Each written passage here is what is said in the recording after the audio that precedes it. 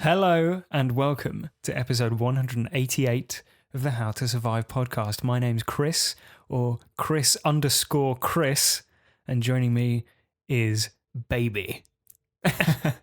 Emo_99. Yeah. Thanks for logging on and joining us. If you leave a tip, then we'll be sure to satisfy you, because this week's film is Cam, which is the 2018 Daniel Goldharbour movie, available on Netflix, and follows the story of a cam girl who is obsessed with breaking the top 50. And one thing that would really help us break the top 50 is if you write a review on Apple Podcasts. Yeah. Tell you what. Yeah, that would be good. Yes. Thank you very much. Please do that if you haven't done that already. If you haven't listened to the How to Survive podcast before, what we'd like to do is recap the plot of the movie, which involves spoiling everything. So if you haven't seen Cam, you've had 1 year in which to do so, probably not even that long, but you can go onto Netflix right now and watch it. And I'd say it's worth watching. Yes. After the recap to the plot, we'll talk about what we did and didn't like about the movie, and then talk about how we would survive if we found ourselves in the movie. And if all that sounds like a bloody great time, then leave us some gold in the chat window below. What is it? Tips, tokens? Tokens, something like that. Yeah.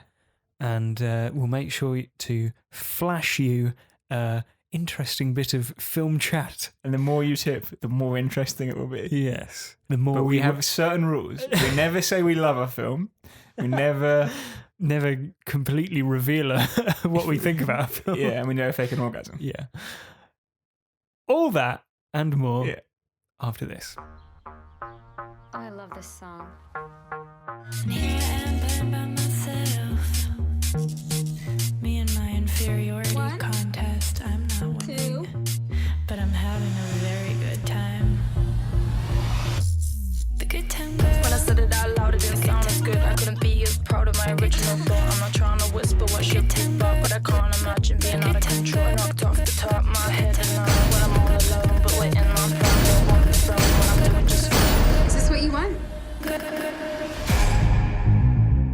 I slit my throat last night. Holy shit. What are you looking at? Nothing. She's texting a boy. Alice, I'm gonna tell her. My rank needs to be better. I'm like this close to breaking top 50. I can taste it. Customer support, how can I help you? Hi, I'm locked out of my account, and I think you guys are just replaying an old show or something. I don't think that's possible. We can't do that. Okay, well, does it say my channel's live? Yes, ma'am. Hey, we have a new friend. That person is not me. She looks exactly like you. Weird. Who is she? Unexpected things happen to test us. It isn't safe. What is it? I've watched enough to guess who it'll choose. But I don't know what it is. You stole my face, and now I'm going to get it back. You stole my face, and now I'm going to get it back. Alice works as a cam girl, broadcasting lewd and sometimes nude shows from her home under the name Lola Lola. Bit judgmental to call it lewd, mate, isn't it? She should know better. Maybe White House over here. Yeah. Ban this filth. Yeah, ban this sick filth. She is obsessed with boosting her rank on the cam site, aiming to break the top 50 streamers and eventually get the #1 spot. She performs a fake suicide show to boost her rank and briefly attains higher tips and a boost in popularity. She privately chats with Tinker, one of her fans, and Barney, the owner of the cam site, with whom she arranges to meet in person. In her next show, Alice briefly breaks the top 50 but begins dropping rapidly as a rival cam girl promises to reveal more of her body if Alice drops 10 spots in the chart, causing Alice to log off to preserve her rank. At a supermarket, Alice notices Tinker following her and ignores his calls from that point onwards. Alice notices her account is streaming, even though she's not online. She contacts the website to see if they are playing an old show, but the technician says that is impossible. Alice's login details no longer work, so she uses an alt account to watch the stream. The Lola on screen looks and acts identically to the real Alice, but when real Alice tries to warn the audience via the online chat, her double blocks her. Meanwhile, friends of Alice's brother see a stream of the fake Lola while attending his birthday party. They show Alice's brother and a fight ensues, leading to Alice's online persona being exposed to her family. The Lola double continues streaming, staging ever more sexual and elaborate shows, including one where she fakes shooting herself in the head. Tinker begins phoning Alice on her personal number. Alice sees Lola has arranged a joint show with Baby, the #1 cam girl on the site. Alice attempts to get into contact with Baby, and while doing so notices that Baby repeats much of the same speech as Lola. Word for word. Alice meets Barney at a restaurant to ask for details on Baby's identity, but he assaults her when he notices Lola streaming at the same time, accusing Alice of lying about who she is. Alice tracks Baby down using the information Barney gave her, but discovers that Baby died in a car crash years ago. Alice returns home and watches in distress as Lola and Baby somehow stream from inside her home and her bedroom. Alice investigates and discovers other girls she believes to be replicas and finds Tinker is the top friend of all of them. She confronts Tinker at his hotel, who knows about the replicas but not what creates them or how they work. He promises to help her, but Alice finds him masturbating to a private show with Lola and leaves. She does confront Lola before she goes, like fake Lola. Yeah. And realizes that fake Lola doesn't recognize that real Lola looks identical to herself. Yeah, exactly.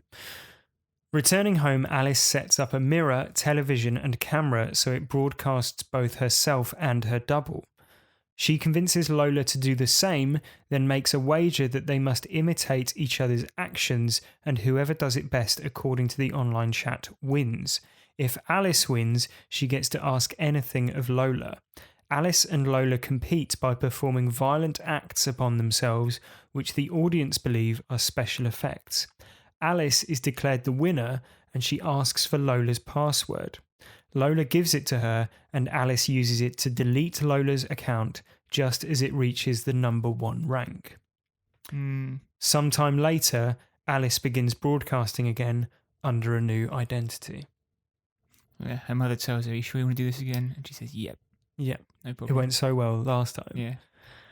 So that was Cam. Were you glad you tuned in and paid all that gold? It starts out with a lot of promise. Mm-hmm. It's a richly developed world. The processes that take place on the website are all intuitive and understandable. Mm-hmm. You understand. I mean, it helps that. It helps that you spent so much time on Cam Girl sites. Exactly, yeah, and it's very. It looks a lot like any of the ones I've used. I mean, there's nothing wrong with using cam girl sites inherently. I don't want to. I think you come across a bit hectoring there. That's true. That's fair enough. I'm not being judgmental. I haven't used one in real life, but and I think that anyone who does, yeah. is scum. The main character Lola is very likable, and the initial tension of the film, which is like, how do I break the top 50, is believable when you live in a world where Black Mirror gets away with doing much the same thing in every episode. Yeah. So those things are all really good. I think it loses its way towards the end when she confronts Tinkerboy, because from there it just requires leaps of logic that the film doesn't really have the justification to make. So then you start going like, where does that make any sense? Like, how do you know smashing your nose into the desk is going to convince this thing to give up its password? Yeah, and also like how we're led to believe that it must be some sort of algorithm or program that's absorbing everything that she ever does and which is just like recreating it.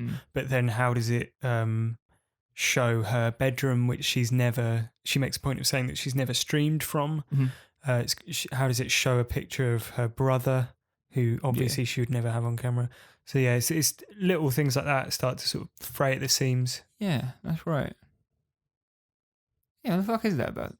I think you can pull it apart, can't you? Yeah, I think it's a good film, and it feels like it hints at a lot of thematic depth and possible outcomes. But then doesn't deliver on anything. Yeah, they never really arise. Like there's the weakest possible outcome is computer ghost. Yeah, but then like it's not really resolved in a satisfactory way either. But it's not so ambiguous that it's, you know, one of those films that you'll be thinking about, you know, what was it, what actually happened, or, Right. or whatever. I mean, like last week we talked about Us, the Jordan Peele film. Yeah. And that we could spend 2-3 hours talking about the different themes in that. Mhm. If we went into enough detail, you can't really pull that off with this one. No, It's- probably not. yeah. No. It reminded me of like the feeling of imposter syndrome, but, you know, obviously writ large in a really horrifying, literal way. So what's imposter syndrome? So imposter syndrome is like if you've ever been in a job where you think, I'm going to get found out, you know, like I'm not actually good enough to be here. I don't actually Right. deserve to be here. Yeah. Right. Because not only is Lola able to find success in the career that Alice is pursuing, but, you know, Alice becomes obsessed with watching the doppelganger version of herself attain that success that she's craving so much, but also by breaking all the rules that she set herself. Right. So Lola begins doing nude shows and, you know. So the rules are something like no nude shows, no telling the viewers that you love them, Yeah. and no faking an orgasm. Yeah. If you have an orgasm on camera, it has to be a real one. It's her rule. Yeah, and also, you know, there's no sense at any point in the film, not that I would want to impose this on the film, but there's no kind of, you know, careful what you wish for type theme or anything like that, which is something that you normally expect with a film like this when you compare it to something like Black Swan, which is about the pursuit, single-minded pursuit of a goal. You know, there's no moral lesson, there's no comeuppance. Not that there, you know, necessarily should be for the characters in this film, but that's something that you traditionally expect from a film like this. Yeah, in some ways it's very progressive for her to be at the end like, no, you know what, I've now, with the risk established, I still want to do this. And the characters around her are like, yeah, okay, fine. Yeah, exactly, I suppose. But then it to me, it sort of, to some extent, nullifies the unpleasantness of what's taken place in the film. Yeah, exactly. Because she's willing to put herself through it again. But then this film was written by Issa Mazzy. Okay. I might be absolutely murdering her name there, and I apologise if I'm. But she herself is an ex-cam girl, and she wrote it about the experience of having her videos stolen and reproduced without her permission. And a lot of the interactions that Alice has with the police are taken verbatim from interactions that Issa herself had. That did seem a bit like they had a consultant to talk to about like what would happen in the situation. Yeah, because and the line, "What's the weirdest thing you've ever had to do on camera?" was actually asked in meetings by Hollywood executives when they learned of Mazzy's history as a cam model, which is obviously disgusting. Mazzy and Daniel Goldhaber, the director, they're school friends, and this is their first feature film production. And interestingly, the film features an opening credit of a film by Issa Mazzy and Daniel Goldhaber in the place of the traditional credit, which only credits the director. It's a Blumhouse film, Joe. Don't know if you noticed. Yeah, that's 3 on the bounce. Well, Us is produced by Jason Blum, but I don't know whether or not it's a Blumhouse production specifically. Right. Okay. But here's just a short list of some of the films that Blumhouse have produced. Split, Glass, Halloween, Unfriended and Unfriended Dark Web, the Purge franchise, the Happy Death Day franchise, the Insidious franchise, the Creep franchise, the Ouija franchise, the Paranormal Activity franchise, the Sinister franchise, the Belko Experiment, Oculus, Get Out, Whiplash, and Black Klansman. Covered a lot of those, haven't we? Yeah, it's two interesting ones at the end, Whiplash and Black Klansman, because obviously the thing that they're most known for is horror movies. Yeah. And franchise horror movies at that. Yeah, exactly. So I said it has similarities, I think, this film to Black Swan, which we covered just before Christmas and not too long ago. But like you said, it is also very Black Mirror. It's like edgy cam girl meets those two films, basically, isn't it? Right, yeah. But I think the similarity to Black Swan is how it shows that pursuit of, like, the single-minded pursuit of a goal. And it doesn't Yeah. really matter whether it's something classy, in inverted commas, like ballet or camgirling Or Whiplash. or Drumming. whiplash. Yeah, it's the same sort of fear and paranoia and drive that comes with it, regardless of what it is. Yeah, and at the end of the day, it's an obsession, isn't it? Yes. It's a compulsion and an obsession to keep checking those numbers and keep worrying about things going wrong. And Yeah, which is a very Black Mirror thing, as you pointed out. Like, there's certainly Black Mirror episodes like Nosedive or 15 Million Merits, which deal with that sort of, valuing your existence based on numbers on a screen. Right, exactly. I think it's interesting that it doesn't really say why she wants that.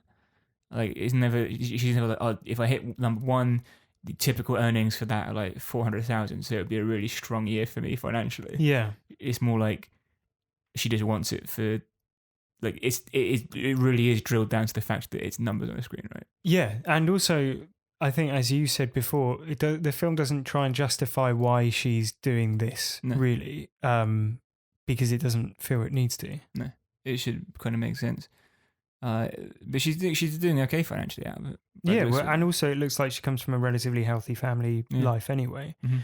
I think with all that paranoia stuff, there is that added layer of the effect of being constantly observed and the context of it being sexualized, and essentially her marketing her body, putting her body onto the internet as a product, does give it like an extra twist. And it feels like it's a film that is about giving away, giving yourself away on the internet and the resulting loss of control over your image, which again is something that would be it feels like it's very Black Mirror. Like, she essentially gives away so much of herself to the internet that a rogue algorithm is able to rebuild her image. Yeah. That does sound like is it a Black Mirror thing? Well, there's Be Right Back, which is the episode about a woman who loses her husband, and like an online chat bot pretends to be him, basically, which is based on a real thing. Yeah. Yeah, there's an article, I can't remember who published the article or who wrote it, but the article is called Speak Memory, and it's about a research team who put that together. I think maybe one person who put it together out of their friends who died suddenly out of their chat logs.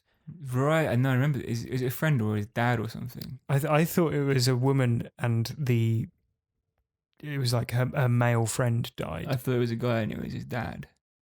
Maybe there's different ones. Yeah. But it's like, they do it and then people start using it and it's like, delete this now because it's horrendous. Yeah.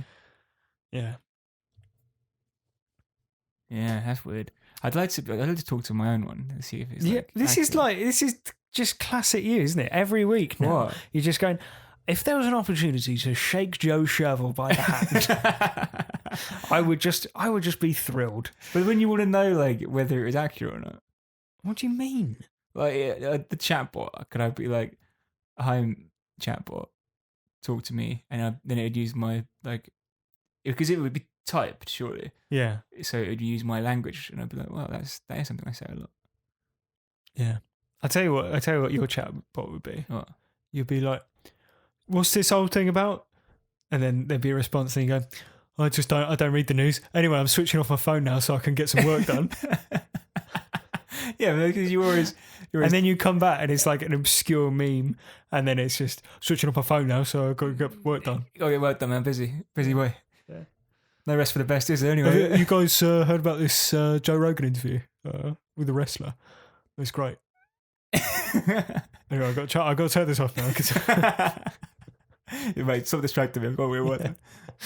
Yeah. Do you think the algorithm part of it feels far-fetched? Do you think it feels that outlandish? So I don't know if it's really an algorithm. This is the question, right? What is it? Right. Yeah.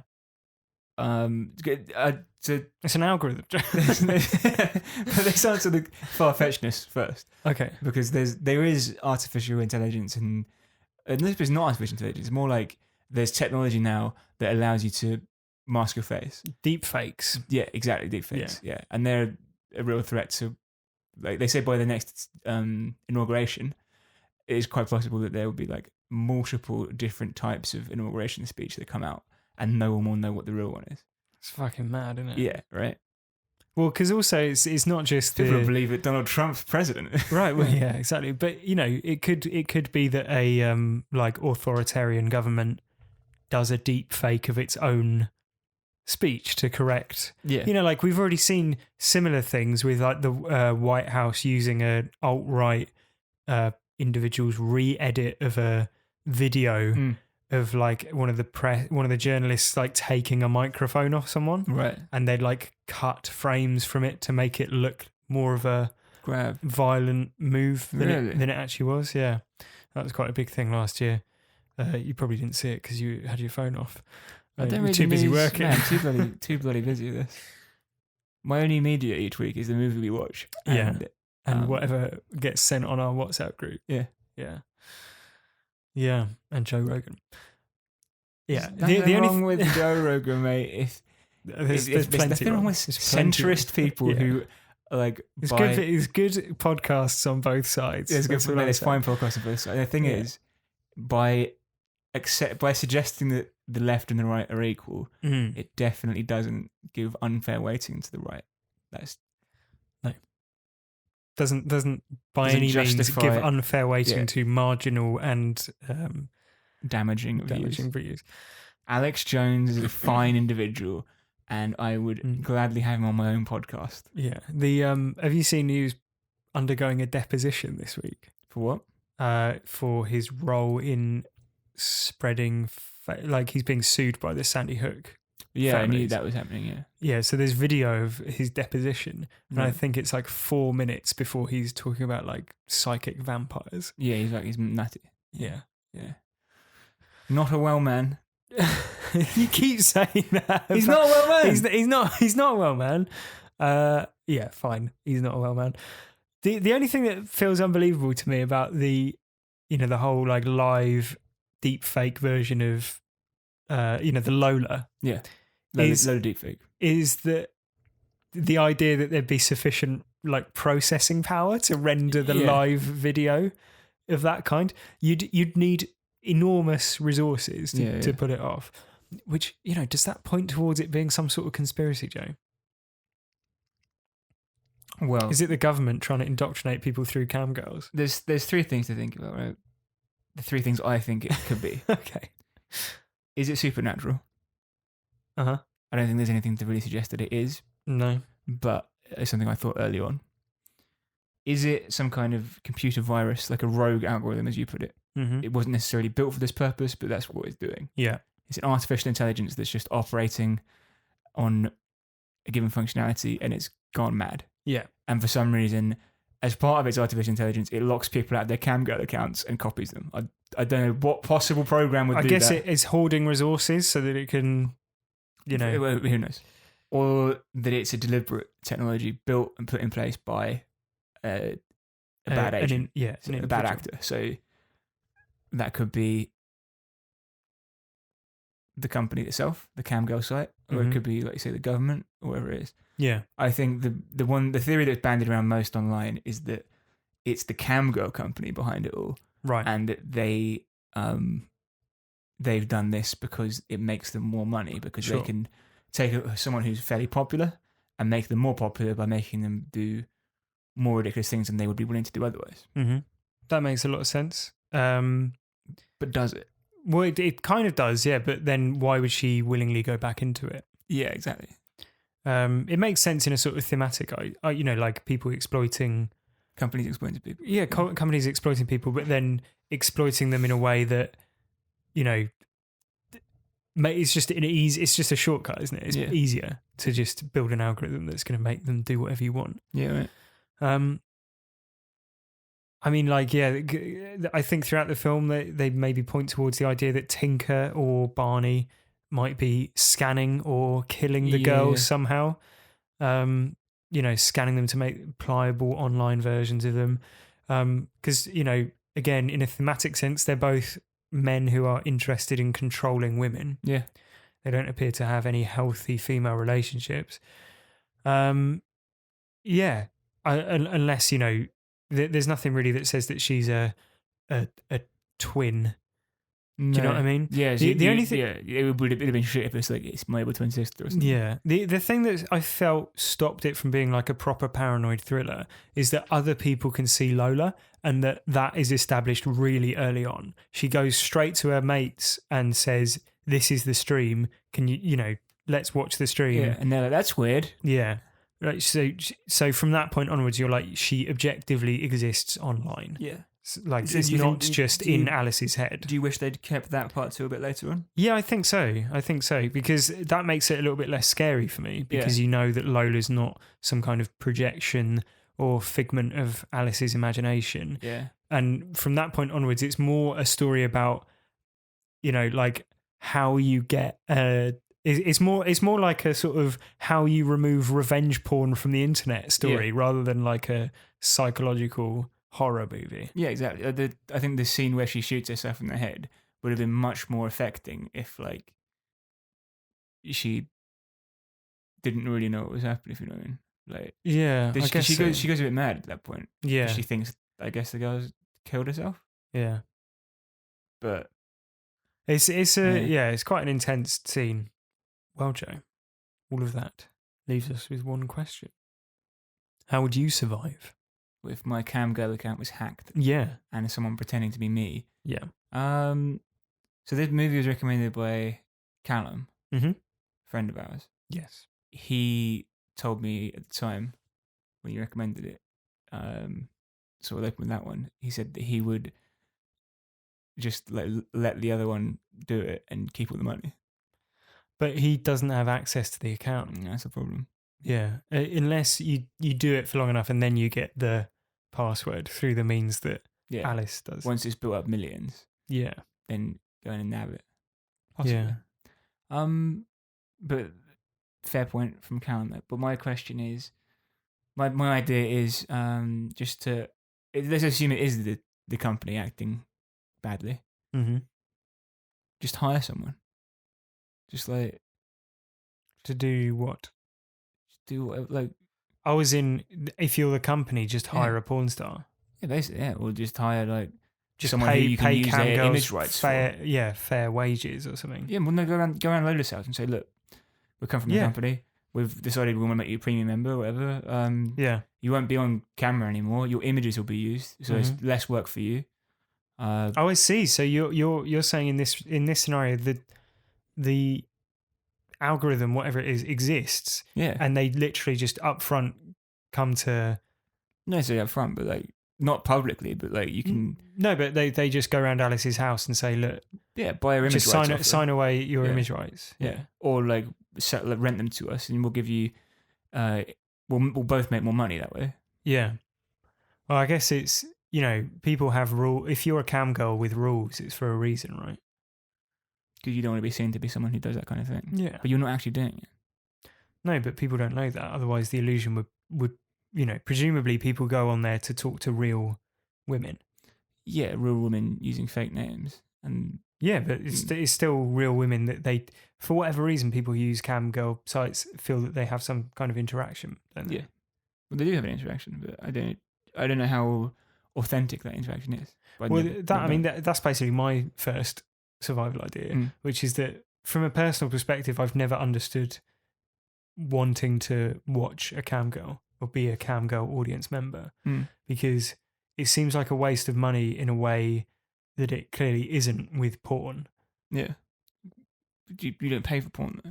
No, but if I was someone, if I had here's an amount of money that I wanted to spend a month, and the object of spending that money was to get my rocks off, I would rather spend it on, ethically produced high quality porn than I would just like throwing money at a cam girl In a bath or whatever. Yeah. Yeah. I guess it must be the live interaction part, right? Which is the thrill of it. Yeah. But it seems that you It have gives you to significance in that interaction because you're like, say hello, and they're like, hi. Yeah. But then it does seem like you would have to have a particular attitude towards women. What? Because there's one who you can give Because pay, you're just pay to do things for. right. Essentially. Exactly. Yeah. Yeah. You're saying that women are women's behavior can be paid for. Like, Right, you can manipulate exactly. them by paying them money. Yeah. Yeah. Right. Yeah. I don't. Interestingly, given that it's written by an ex-cam girl, the film is not very kind to cam girl audience members. I don't think, because it paints them all as obviously being lecherous, Yeah. controlling, obsessive, and abusive. Yeah. So I wonder if that's reflective of her own experience. I don't doubt that cam girls and the like have been stalked. No, of course. And all that sort of thing. I guess it's the same with. I don't know if you class being a cam girl as sex work, but well, it is I would say it's a form of sex work. Okay, so in that case, that kind of work exposes you literally and figuratively to more. It makes you a more vulnerable person, right? Yeah. Because people see you in a different way, and because of the society we have, we assume sex workers are of lower value or should be treated in a certain way, which is a problem. And also, there's the issue of like an assumption of a level of consent if you're a sex worker. Like you would have a lower bar for consenting to sexual activities. Yeah. Which is obviously not the case.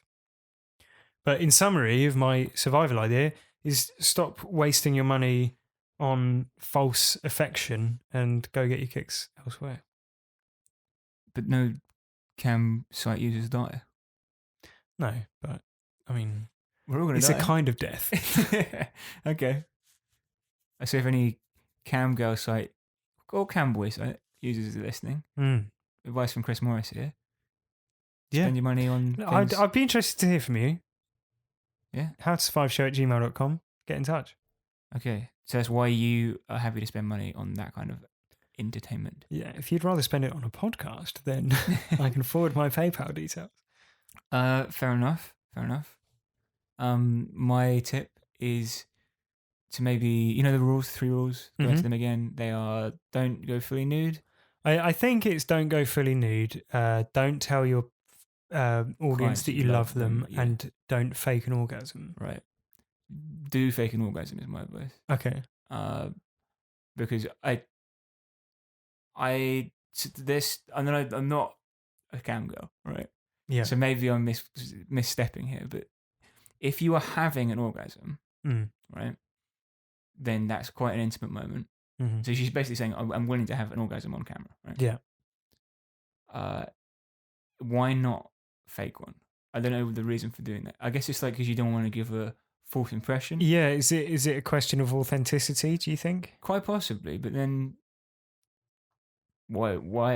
Why are you worried about authenticity? You just want to make money, surely. Like you will climb the rankings, you make more money, whatever your performance indicators are for this activity will be improved presumably by faking or embellishing an orgasm, I suspect. That's probably true. Yeah, I mean, we've got the question of whether you can change the motivations of the character, but then she doesn't really go into the motivations.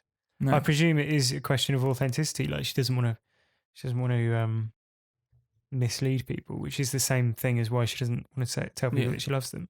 That's true. I mean, we've got our rules for the podcast, which is always fake orgasms. Yeah. Well, I mean, we don't have any rules that would prevent us from having a big audience.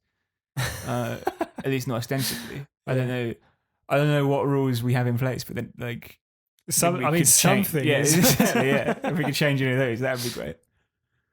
But you know what I mean? Like, there's if we were like, we need to grow the podcast. Let's take a look at these rules we've got. Oh wait, the one where we're refusing to do the one thing that people tune in for. Yeah.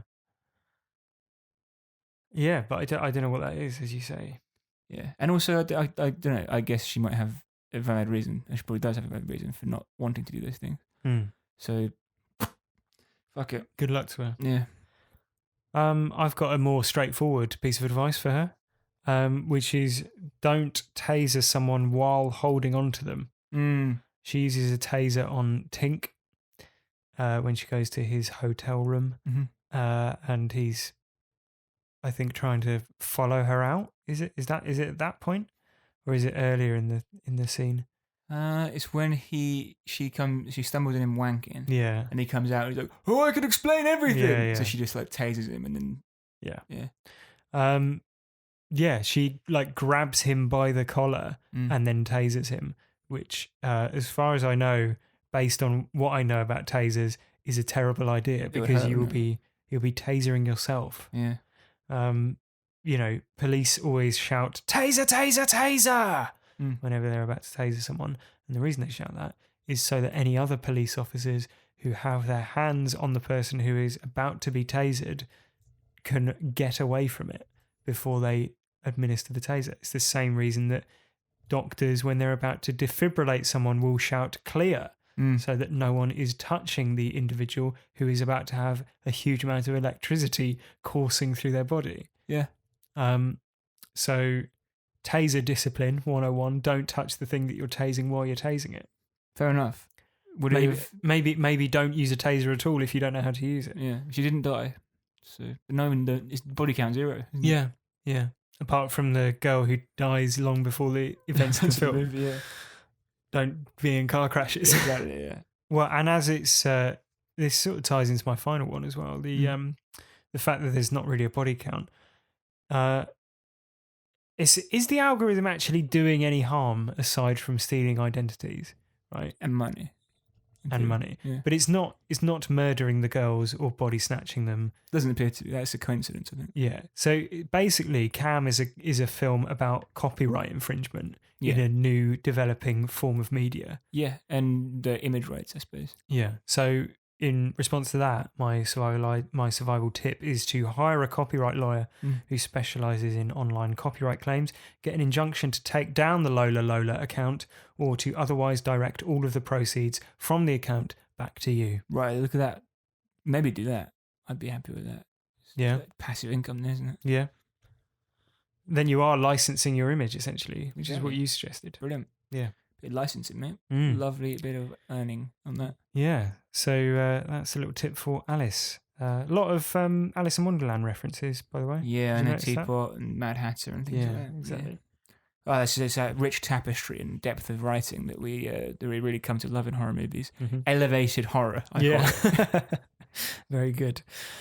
Well, that was How to Survive Cam. Thank you very much for listening. Next week, we're dropping into Normandy, Joe. Oh, yeah? Yes, we are.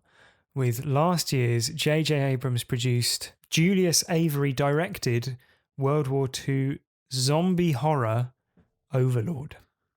Yep, haven't seen it, have you? No. Should be quite interesting. Is it a Cloverfield movie? That's the question. I'm pretty sure it's not a Cloverfield movie. I think that's the question that people have been asking since seeing it, or that's the question. That was the question that I had before anyone had seen it. Right. But I think the accepted narrative is that it's very much not a Cloverfield movie. Okay. Yes, but it is a Bad Robot production. Which every time the Bad Robot production logo appears, you're like, is this Lost or Cloverfield? Both. Yeah.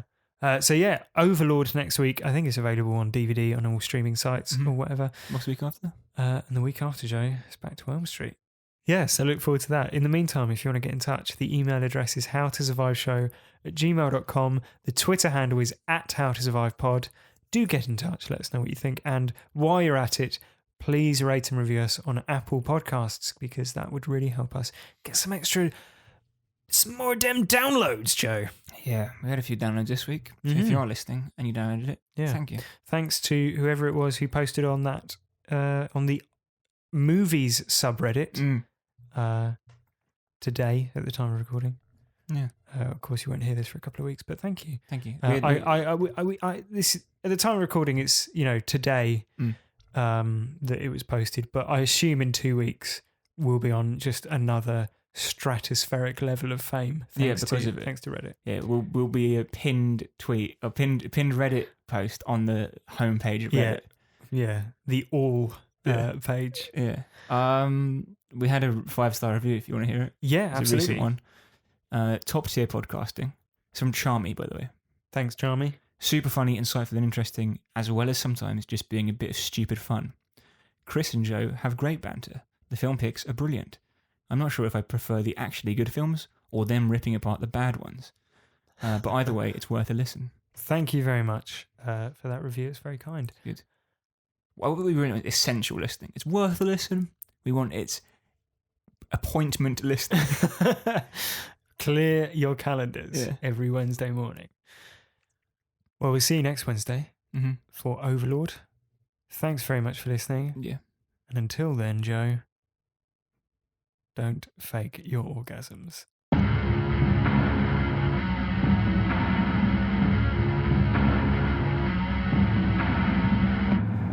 188. 188. Hello. 100. Why are you doing this? You want to go home. Come on, hurry up. Hello. Get on with it.